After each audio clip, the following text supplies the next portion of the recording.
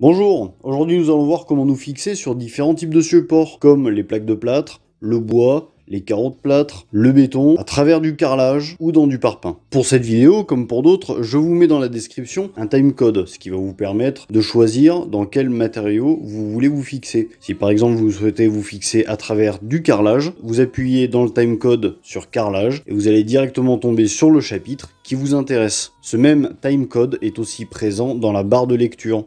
Au niveau de l'outillage, ça va être plutôt simple, il va nous falloir des forets.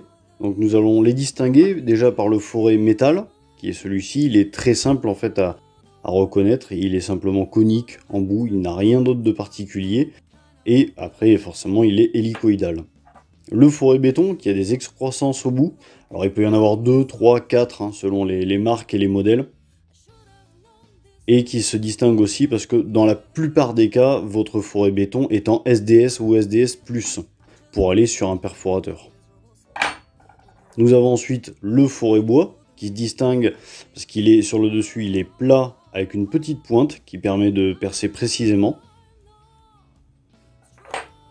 Et ensuite le foret pour tout ce qui va être carrelage et faïence. Il est distingué, il ressemble beaucoup au foret béton, mais avec un revêtement. Au niveau du matériel, nous allons avoir besoin essentiellement d'une visseuse, dévisseuse et qui fait évidemment perceuse, sur laquelle il va y avoir plusieurs vitesses de rotation, sur laquelle on peut tourner dans un sens comme dans l'autre, et aussi qui va permettre de régler le couple. Là par exemple nous sommes en perçage, et nous pouvons réduire le couple pour tout ce qui va être vissage, dévissage. On va le distinguer par rapport au perforateur. Le perforateur va vous servir pour tout ce qui va être béton, surtout le béton vibré. Vous n'aurez d'autre choix que d'avoir un bon perforateur pour percer. Là, j'ai un modèle Hilti. Vous n'êtes pas obligé de prendre un modèle aussi onéreux. Il y a d'autres modèles qui fonctionnent très très bien. Mais il vous faut absolument un perforateur qui puisse perforer et tourner, mais qui fasse aussi burinage. Parce que bien souvent, je vois des gens qui essayent de percer dans le béton avec ce genre de machine. C'est-à-dire, c'est une visseuse dévisseuse qui a une option percussion, mais lorsqu'on est équipé d'un mandrin, c'est pas efficace. Et cette percussion, d'ailleurs, n'est pas du tout efficace. Donc vraiment, si vous ne pouvez pas vous acheter un bon perforateur, faites-vous en prêter un ou essayez d'en louer un, il y a toujours des annonces sur le bon coin. Car ce type de modèle, là comme le vert, le Ryobi, n'est pas du tout adapté. Au pire, avec, vous arriverez à percer du parpaing. Mais un mur en béton vibré, comme on a en face, vous ne passerez jamais à travers. Donc commençons par la plaque de BA13. La plaque de BA13, ou qu'on appelle aussi généralement le placo, l'idéal c'est la cheville mécanique à expansion par déformation. C'est son vrai nom. Souvent, on l'appelle la cheville molly. Nous allons avoir besoin soit d'un foret bois. Grâce à sa petite pointe, il est assez précis pour percer tout ce qui va être plâtre, contrairement au foret métal. Si vous n'avez qu'un foret métal, faites-le avec. Ça marche aussi. Ensuite, il va nous falloir cette pince qui va nous permettre d'écarter la cheville. Donc je perce avec mon foret bois. Et ensuite, nous allons venir insérer notre cheville. Alors on se rapproche pour bien voir la cheville. Ces chevilles sont équipées de petites dents. On va venir donc placer la cheville, l'enfoncer au doigt, et ensuite on va exercer une pression pour que les dents se plantent dans la plaque de plâtre. Donc voilà, sur notre cheville, on va dévisser la vis qui est présente afin d'insérer notre pince. On la rentre bien de la sorte. On fait la même chose sur celle qui est installée. On dévisse un peu la vis. On rentre notre pince. Et ensuite, nous avons juste à exercer une pression sur la poignée. De l'autre côté de la plaque, la cheville a commencé à s'écarter. Alors ça, quand vous êtes sur un vrai mur, vous ne le voyez pas. Hein. C'est simplement pour vous montrer l'effet qu'a la cheville. Et voilà, on va terminer l'écartement jusqu'à temps de ressentir une trop grande résistance dans la pince. On libère la pince en appuyant sur la petite gâchette et on peut venir dévisser. Cette vis peut nous servir à installer donc l'objet que l'on souhaite. Vous pouvez aussi mettre un crochet par exemple équipé d'un pas métrique. Ensuite on vient visser le tout et en vissant on va forcer une dernière fois, ce qui va nous permettre de plaquer la cheville contre la plaque de plâtre. À présent, nous allons prendre l'exemple du carrelage dans une salle de bain. Nous allons donc utiliser un forêt carrelage qui va nous permettre de passer déjà à travers la première couche de carrelage. Là derrière, par exemple, j'ai une plaque de BA13 derrière le carrelage. Donc là, le but est de fixer un porte-savon. Je me fais les 2 empreintes. Et je vais commencer par prendre le plus petit forêt carrelage que j'ai.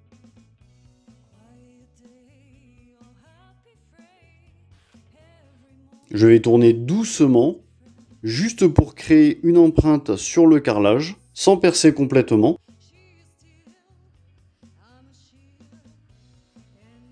Et ensuite, je vais utiliser le forêt du diamètre correspondant aux chevilles que j'installe.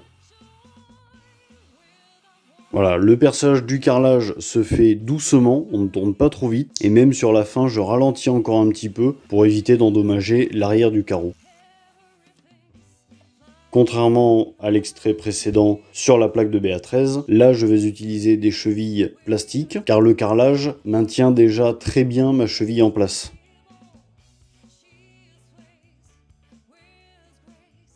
Je viens installer mes chevilles, je vais les rentrer en force avec un maillet pour ne pas forcer sur le carrelage.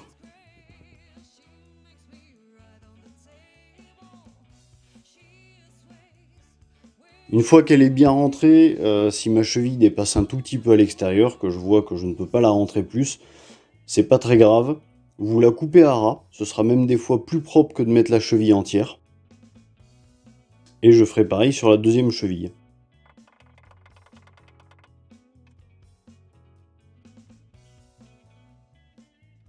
Comme il s'agit d'un montage dans la douche, dans laquelle il y a de l'eau qui ruisselle sur les parois, je vais injecter du silicone à l'intérieur des chevilles, qui va me permettre de garantir une meilleure étanchéité, même si à l'arrière du mur il y a déjà des protections contre l'humidité, je préfère éviter de faire ruisseler de l'eau dans une partie qui n'est pas visible.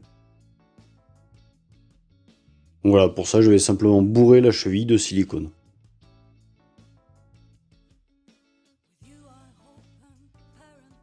Ensuite, il ne me reste plus qu'à installer ma petite platine de fixation. Idéalement, dans une salle de bain, surtout là, juste à côté de la douche, on met de l'inox. On va pas serrer comme un fou furieux, on va juste serrer ce qu'il faut. Inutile de faire cliqueter la visseuse. Je viens ensuite installer le porte-savon.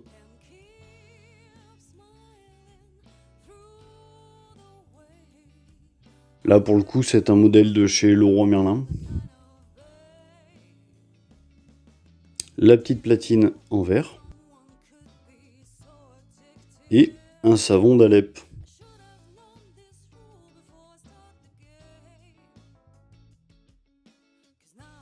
Pour le bois, c'est plutôt simple. Soit vous avez des vis qui sont auto-perçantes. Dans ce cas-là, vous avez simplement à utiliser votre visseuse.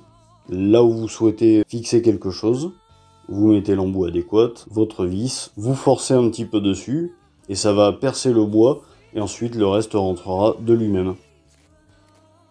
Par contre, si vous souhaitez mettre une vis qui n'est pas auto-perçante, comme par exemple un crochet, voilà, on voit qu'il a du filetage, mais il n'a pas la rainure pour percer, on va utiliser un forêt bois d'un diamètre inférieur au filetage de notre crochet, et nous n'allons pas percer sur toute la longueur du filetage. Si notre filetage fait 2 cm, essayez de percer que sur 1 cm par exemple.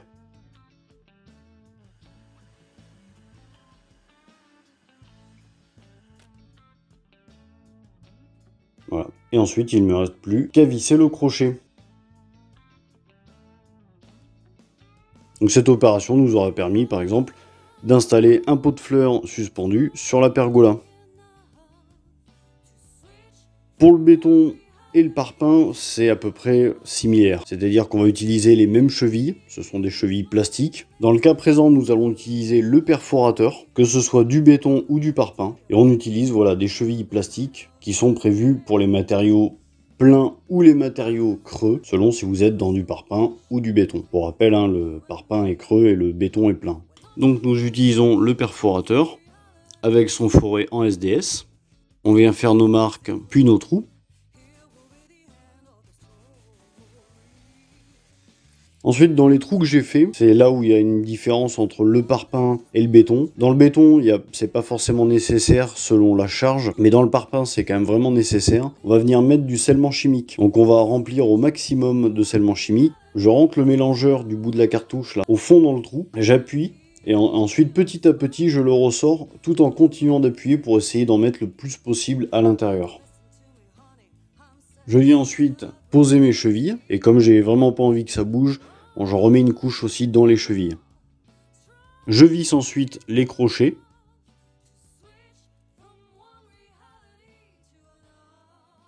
Et je peux venir y fixer mon cadenas. À présent, pour les carreaux de plâtre. Alors le carreau de plâtre n'est plus très utilisé. On l'a beaucoup vu dans les appartements des années 70, par exemple. J'ai été souvent confronté à ce cas-là, enfin, ayant eu 2 appartements de cette époque. Et honnêtement, j'ai énormément cherché au niveau du matériel ce qu'il fallait pour bien tenir dans le carreau de plâtre. Et concrètement, c'est ça. Voilà, c'est fabriqué par Spit. C'est une cheville métallique avec les vis qui sont fournies. Honnêtement, c'est vraiment ce qu'il y a de mieux. Hein. C'est pas du tout pour vendre un produit ou quoi que ce soit, mais c'est le produit qui tient le mieux. J'ai fait tenir des cuisines entières dans du carreau de plâtre avec ça, tandis qu'avec des chevilles plastiques, multimatériaux, qui font un peu tout, on n'était pas aussi rassuré qu'avec cette cheville-là qui vraiment a un grand pouvoir de prise dans le plâtre. Donc voilà, c'est très simple. Hein. La cheville, vous avez 4 lamelles métalliques. Quand vous vissez, elle s'écarte et elle se prend correctement dans le plâtre. Je vais vous montrer un exemple. Alors j'ai pas de mur de carreau de plâtre à faire en ce moment. Enfin, j'ai rien à fixer dans un mur en carreau de plâtre pour vous faire l'exemple. Je vais faire ça sur une planche de bois. Au niveau du perçage, j'utilise toujours le forêt bois parce que c'est pareil, il est assez précis et dans le plâtre il fait pas de cassure, il fait une coupe nette et bien cylindrique. Donc je perce sur le champ, c'est vraiment pour vous montrer. Hein. Ensuite on vient placer la cheville métallique et à l'aide d'un marteau, on va la frapper à l'intérieur du carreau de plâtre.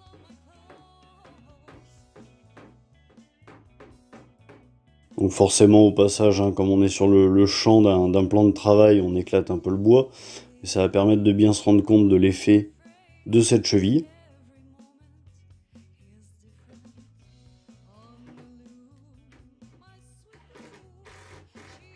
Voilà. Et là, on voit comment les lamelles de métal se sont positionnées.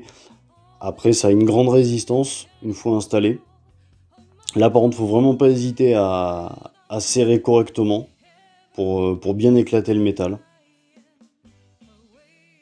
Voilà, j'espère que cette vidéo vous aura été utile pour vos projets de bricolage. Hein. Je fais un dernier petit rappel. À partir du moment où on perce un matériau dur, vraiment dur, hein, comme le béton ou le parpaing, là il nous faut un perforateur. Lorsque vous avez besoin de percer des matériaux plus meubles, qui vont être le plâtre, le bois, là vous pouvez utiliser une visseuse dévisseuse qui fait aussi perceuse au passage. Pour tout ce qui va être cheville, le rappel est simple, c'est que dans le BA13, on va utiliser les chevilles mollies. Une fois de plus, hein, c'est pas pour vendre un produit, mais c'est vraiment le produit qui marche le mieux. Pour se fixer dans le carreau de plâtre, on va utiliser les chevilles Spit métalliques qui s'écartent, qui sont dédiées au carreau de plâtre. Pour se fixer dans le bois, évidemment, c'est directement votre vis qui va créer la fixation. Et pour les matériaux tels que le parpaing, le béton et la brique, ainsi que le carrelage, là nous allons nous orienter sur toutes les chevilles plastiques.